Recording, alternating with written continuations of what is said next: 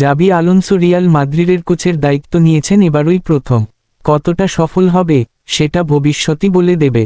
তবে ৪৩ বছর বয়সী এই স্প্যানিশের শুরুটা এত ভালো হয়েছে যে গত ৬ দশকের মধ্যে রিয়ালের তারকা কোচরাও যা করে দেখাতে পারেননি। গতকাল রাতে লা লিগায় ভ্যালেন্সিয়াকে ৪-০ গোলে উড়িয়ে দিয়েছে। এটি চলতি মৌসুমে সব প্রতিযোগিতা মিলিয়ে ১৪ ম্যাচে রিয়ালের ১৩তম জয়। লিগে ১১ ম্যাচে রিয়াল জিতেছে ১০টি, চ্যাম্পিয়ন্স লিগে ৩ ম্যাচে ৩টি। জাবি আলোনসোর দল হেরেছে শুধু আতলেতিকো মাদ্রিদের কাছে। অন্যদিকে অবনমন অঞ্চলে ঘুরপাক খাওয়া নটিংহাম ফরেস্ট রুখে দিল ম্যানচেস্টার ইউনাইটেডকে।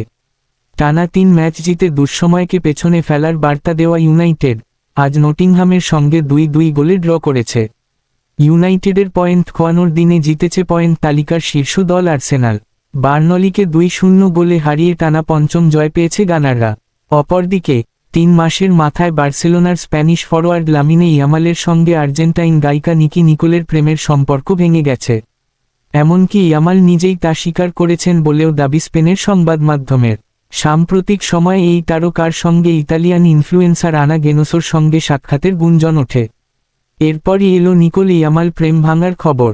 অবশ্য ইয়ামালের বিরুদ্ধে ওঠা প্রেমে প্রতারণার অভিযোগ তিনি অস্বীকার করেছেন।